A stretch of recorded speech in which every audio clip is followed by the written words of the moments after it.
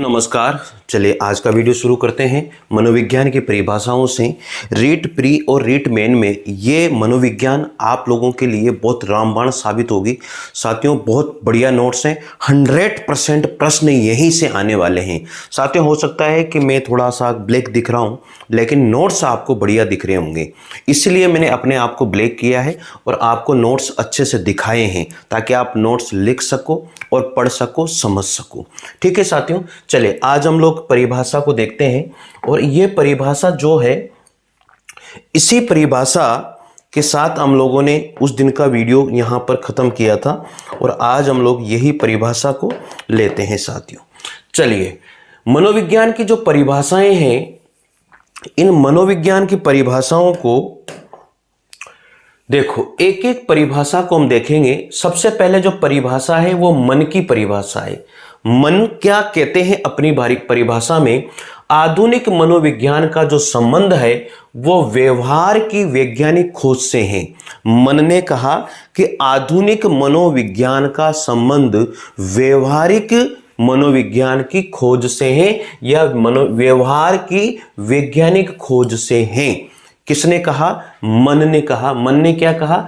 आधुनिक मनोविज्ञान का जो संबंध है वो व्यवहार की वैज्ञानिक खोज से है। मन क्या करते हैं? आधुनिक मनोविज्ञान का संबंध वैज्ञानिक खोज से जोड़ लेते हैं। तो वैज्ञानिक खोज की जहां पर बात आएगी वो मन की परिभाषा रहेगी साथियों। स्किनर ने परिभाषा दी है, मनोविज्ञान जो है व्यवहार और अनुभव का विज्ञान है। व्यवहार और अनुभव का विज्ञान किसने माना है? स्किनर ने माना है। मनोविज्ञान को व्यवहार और अनुभव का विज्ञान किसने कहा? स्किनर ने कहा है। क्रो एंड करो की परिभाषा क्या है साथियों? मनोविज्ञान जो है मानव व्यवहार और मानव संबंधों का अध्ययन है। क्रो एंड करो क्या कहते हैं कि मनोविज्ञान जो है मानव के व्यवहार का और मानव के संबंधों का। क्रो एंड करो, दो बार क्रो क्रो आया, तो उसी तरह से यहां भी मानव मानव दो बार आया है। ठीक है, तो इस तरह से आप याद रख लेना कि मानव व्यवहार और मानव संबंधों का अध्ययन है क्या? मनोविज्ञान। किसने कहा? क्रो एंड करो के द्वारा कहा गया है। गैरिसन क्या कहते हैं कि मनोविज्ञान का संबंध जो है प्रत्यक्ष मानव व्यवहार से है। गैरिसन ने क्या कहा कि मनोविज्ञान का संबंध जो है प्रत्यक्ष मानव मनोविज्ञान से है, या प्रत्यक्ष जो है साथियों व्यवहार से बताया गया है, प्रत्यक्ष मानव के व्यवहार से बताया गया है। गैरिसन ने क्या कहा है मित्रों? मनोविज्ञान का जो संबंध है वो प्रत्यक्ष मानव व्यवहार से है। क्या कहा? प्रत्यक्ष मानव व्यवहार से है। पिल्सबरी क्या कहते हैं? पिल्सबरी कहते हैं कि मनोविज्ञान की सबसे संतोषजनक परिभाषा, मनोविज्ञान की सबसे संतोषजनक परिभाषा मानव व्यवहार के विज्ञान के रूप में की जा सकती है। पिल्सबरी क्या कहते हैं कि मनोविज्ञान की सबसे संतोषजनक परिभाषा मानव व्यवहार के विज्ञान के रूप में की जा सकती है। साथियों एक एक करके धीरे धीरे आप कुछ ऐसी ट्रिक बना करके इनको याद रखने की कोशिश कीजिएगा। ठीक है, क्योंकि याद रखना बहुत जरूरी है और याद अगर हो गया तो फिर कुछ मजा ही अलग हो जाएगा। तो मित्रों याद होना चाहिए। बहुत अच्छी परिभाषाएं हैं, सारे की सारी परिभाषाएं। चलिए आगे बात करते हैं पिल्सबरी के बाद में। पिल्सबरी तक हम लोगों ने परिभाषाएं देखी है। आगे है बोरिंग, लैंगफेल्ड और वेल्ड के अनुसार। बोरिंग, लैंगफेल्ड और वेल्ड के अनुसार परिभाषा देखिएगा। ये परिभाषा भी बहुत इंपॉर्टेंट परिभाषाएं हैं जिनको जानना बहुत ही जरूरी है। मेरे हिसाब से आपको नोट्स नज़र आ रहे होंगे, मैं नज़र आऊँ ना आऊँ, लेकिन जो मैं नोट्स आप लोगों को करवा रहा हूँ वो नोट्स नज़र आने चाहिए। यही सबसे मुख्य बात है मेरे मित्रों। चलिए देखिएगा, बोरिंग क्या कहते हैं अपनी परिभाषा में? बोरिंग, लैंगफेल्ड और वेल्ड ने क्या कहा? मनोविज्ञान जो है मानव प्रकृति का अध्ययन है। बहुत इंपॉर्टेंट परिभाषा है मित्रों, और ये परिभाषा एक तरह से वीआईपी परिभाषा है। बोरिंग, लैंगफेल्ड और वेल्ड क्या कहते हैं? मनोविज्ञान जो है मानव प्रकृति का अध्ययन है। बोरिंग, लैंगफेल्ड और वेल्ड ने क्या कहा? मनोविज्ञान मानव प्रकृति का अध्ययन है। ऐसा कहने वाले कौन है? ऐसा कहने वाले हमारे बोरिंग है, लैंगफेल्ड है और वेल्ड है। इन्होंने क्या कहा? मनोविज्ञान मानव प्रकृति का अध्ययन है। ठीक है। वुडवर्थ, ये भी वीआईपी परिभाषा है, आने के पूरे पूरे चांसेस होते हैं। वुडवर्थ ने परिभाषा क्या दी है मनोविज्ञान की? कि जो मनोविज्ञान है वातावरण के संबंध में व्यक्तियों की क्रियाओं का वैज्ञानिक अध्ययन है। मनोविज्ञान को वुडवर्थ ने क्या बताया? कि मनोविज्ञान जो है वातावरण के संबंध में व्यक्तियों की क्रियाओं का वैज्ञानिक अध्ययन कहा है। वातावरण के संबंध में व्यक्ति की क्रियाओं का अध्ययन जो है मनोविज्ञान को किसने कहा? वुडवर्थ के द्वारा कहा गया है। याद रखना साथियों, नोट्स बनाना, लिखना, मैं पूरा कोर्स मैंने बोला ना आप लोगों से मैं करवाऊंगा, आप टेंशन मत लो। अभी तो मैंने ये शुरू किया है, अभी देखना आप जीके का भी मैं शुरू करने वाला हूं सब कुछ। इसके बाद में जेम्स क्या कहते हैं? कि मनोविज्ञान की सर्वोत्तम परिभाषा चेतना के वर्णन की और व्याख्या के रूप में की जा सकती है। मनोविज्ञान की सर्वोत्तम परिभाषा जो है जेम्स ने क्या दी है? कि चेतना के वर्णन और व्याख्या के रूप में की जा सकती है। मनोविज्ञान को चेतना के वर्णन के रूप में और व्याख्या के रूप में मानने वाले जेम्स थे, ये याद रखना। ठीक है। मैकडोगल क्या कहते हैं? मैकडोगल की परिभाषा भी वीआईपी परिभाषा है मेरे साथियों। तो मैकडोगल ने क्या कहा? कि जो मनोविज्ञान है वह आचरण एवं व्यवहार का यथार्थ विज्ञान है। मैकडोगल ने क्या कहा? कि मनोविज्ञान आचरण और यथार्थ का मनोविज्ञान या विज्ञान माना जाता है। मैकडोगल ऐसा कहते हैं साथियों। तो ये सारी की सारी जो है मनोविज्ञान की परिभाषाएं थी जो आप लोगों ने पढ़ी जानी। ठीक है साथियों, नोट्स जरूर बनाना और इन नोट्स को मंगवाना है तो जरूर निश्चित रूप से व्हाट्सएप करना, डिस्क्रिप्शन में मेरे नंबर दिए हुए हैं। अब महत्वपूर्ण तथ्य आते हैं। इन महत्वपूर्ण तथ्यों को जरूर पढ़ना, ये बहुत इंपॉर्टेंट तथ्य होते हैं और ये पढ़ना बहुत ही जरूरी है। चलिए, महत्वपूर्ण तथ्य क्या होते हैं? आधुनिक मनोविज्ञान का जनक और प्रयोगात्मक मनोविज्ञान का जनक साथियों विलियम वुंट, जिन्होंने 1879 में जर्मनी के लिप्जिंग में प्रथम मनोविज्ञान प्रयोगशाला को स्थापना करी थी। यानी कि प्रयोगात्मक मनोविज्ञान का जनक किसको माना जाता है साथियों? विलियम वुंट को माना जाता है, जिन्होंने 1879 में जर्मनी के लिप्जिंग में प्रथम मनोवैज्ञानिक प्रयोगशाला की स्थापना करी। बहुत बार ये क्वेश्चन पूछा जाता है। चलिए आगे बात करते हैं अब इसी क्रम में। अब साथियों यहां पर आती है सारी की सारी घटनाएं, कब कब क्या क्या हुआ इस बात को जानने। 1890 में क्या हुआ मेरे मित्रों? विलियम जेम्स ने प्रिंसिपल ऑफ साइकोलॉजी प्रकाशित करी। विलियम जेम्स की एक पुस्तक है प्रिंसिपल ऑफ साइकोलॉजी, इन्होंने 1890 में प्रकाशित करी थी। 1892 में संरचनावाद की स्थापना हुई। 1895 में प्रकार्यवाद की स्थापना हुई। 1900 में सिगमंड फ्राइड ने मनोविश्लेषणात्मक का विकास किया। 1904 में साथियों इवान पावलोव का पूरा नाम क्या था? इवान पावलोव ने नोबेल पुरस्कार पाचन क्रिया हेतु प्राप्त किया। 1905 में बिने व साइमन के द्वारा बुद्धि का परीक्षण किया गया। 1905 में बिने व साइमन के द्वारा बुद्धि का परीक्षण किया गया। इसके बाद में 1916 में आ जाइए। 1916 में कलकत्ता विश्वविद्यालय में मनोविज्ञान का प्रथम विभाग खुला था और 1920 में आ जाइए जर्मनी के गेस्टाल्ट मनोविज्ञान का उदय हुआ। जर्मनी में गेस्टाल्ट के द्वारा मनोविज्ञान का उदय किया गया। साथियों ये बातें सारी की सारी आपको याद रखनी है, कहां कब क्या क्या हुआ था। एक बार मैं फिर बता देता हूं। 1890 में विलियम जेम्स ने प्रिंसिपल ऑफ साइकोलॉजी पुस्तक को प्रकाशित किया। 1892 में साथियों संरचनावाद की स्थापना हुई। 1895 में प्रकार्यवाद की स्थापना की गई। इसके बाद में 1900 में साथियों सिगमंड फ्राइड ने मनोविश्लेषणवाद का विकास किया। मनोविश्लेषणवाद का विकास सिगमंड फ्राइड के द्वारा किया गया था 1900 में। 1904 में इवान पावलोव ने नोबेल पुरस्कार पाचन क्रिया हेतु प्राप्त किया। 1905 में बिने व साइमन के द्वारा बुद्धि का परीक्षण किया गया। 1916 में साथियों कलकत्ता विश्वविद्यालय में मनोविज्ञान का प्रथम विभाग खुला और 1920 में साथियों जर्मनी में गेस्टाल्ट मनोविज्ञान का उदय हुआ। इस चीज को आप लोग ध्यान रखिएगा। आगे बात करते हैं इसी क्रम में, देखिएगा साथियों ये रहा 1920 तक हमने कर लिया था। अब आगे देखो 1924 की बात हम लोग करेंगे। तो 1924 में साथियों 1924 में भारतीय मनोवैज्ञानिक एसोसिएशन की स्थापना की गई। भारतीय मनोवैज्ञानिक एसोसिएशन की स्थापना कब की गई थी? 1924 में की गई थी। 1924 में ही जॉन बी वाटसन ने व्यवहारवाद एक पुस्तक लिखी। एक व्यवहारवाद उन्होंने पुस्तक लिखी। किसने? जॉन बी वाटसन ने 1924 में एक व्यवहारवाद के नाम से एक पुस्तक भी लिखी। 1928 में एन सेन गुप्ता एवं राधा कमल मुखर्जी ने सामाजिक मनोविज्ञान की प्रथम पुस्तक लिखी, लंदन एल्ग और अनविन। क्या नाम था? लंदन एलन और अनविन, यह पुस्तक का नाम था साथियों।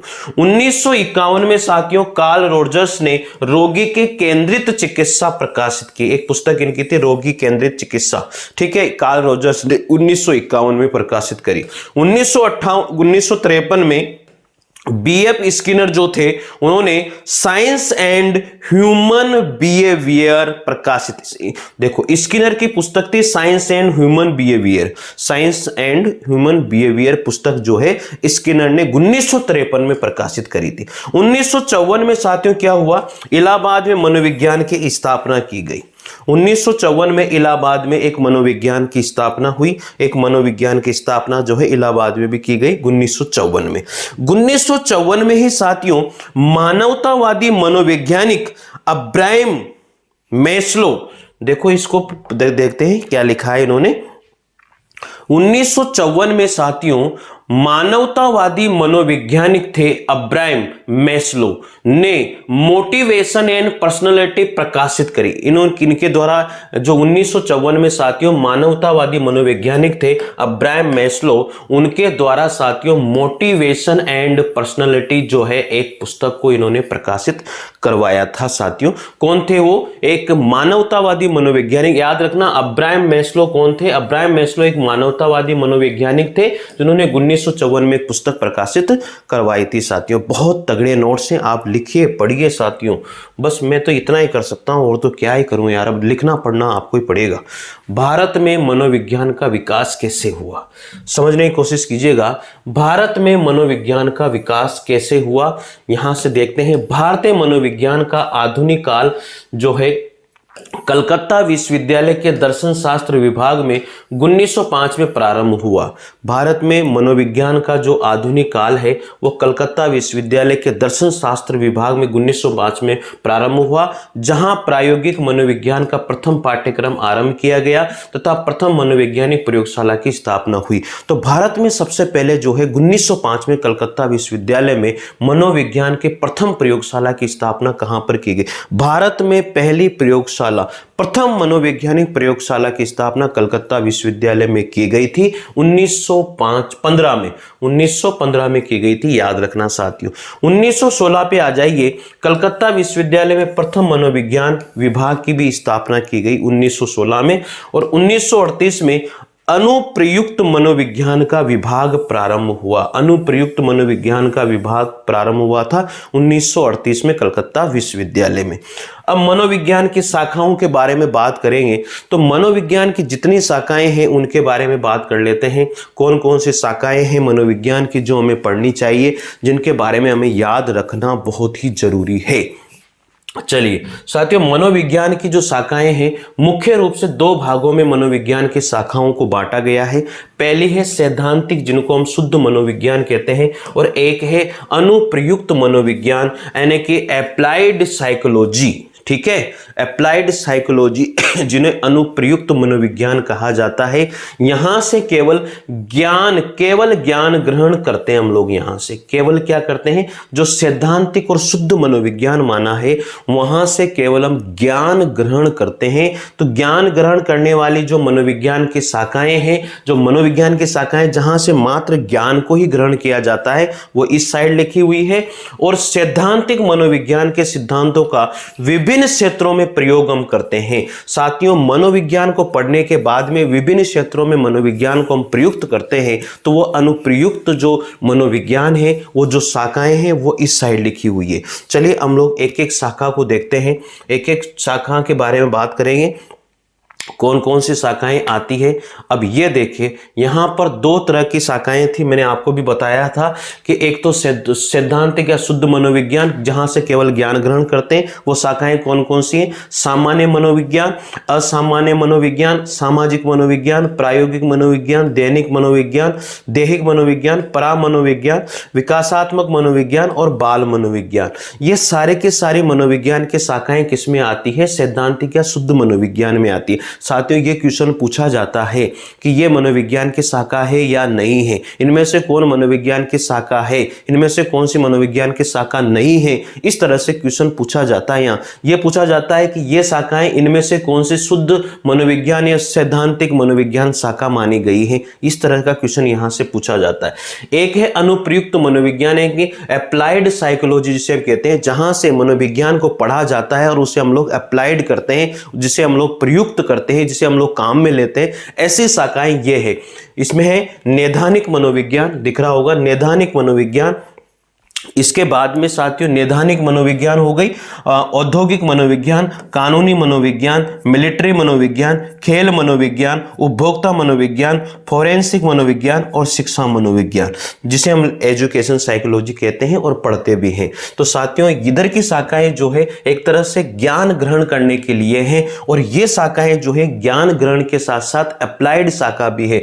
देखो, नैदानिक किसी भी काम को करने के लिए उस काम को जो है तत्परता के साथ उसमें पारंगत होना, उस काम से किसी काम को पूरा करना, वो एक नैदानिक मनोविज्ञान। औद्योगिक इंडस्ट्रियल एरिया में हम लोग उसका प्रयोग करते हैं, कानून के रूप में प्रयोग करते हैं, मिलिट्री में कानून के रूप में प्रयोग करते हैं, खेल में मनोविज्ञान का प्रयोग किया जाता है, उपभोक्ता में मनोविज्ञान का प्रयोग किया जाता है। यानी कि सारे के सारे जो शाखाएं वो अप्लाइड शाखा है, यानी कि शिक्षा मनोविज्ञान भी एक तरह से अनुप्रयुक्त मनोविज्ञान मानी जाती है, अनुप्रयुक्त मनोविज्ञान की शाखा मानी जाती है, जिनको हम लोग कहीं ना कहीं अप्लाइड करते हैं और अपने इस काम को पूरा करने की कोशिश करते हैं। तो ये सारी की सारी शाखाएं आपको याद रखनी है, कौन सी किस में आती है, ये बहुत इंपॉर्टेंट बात है।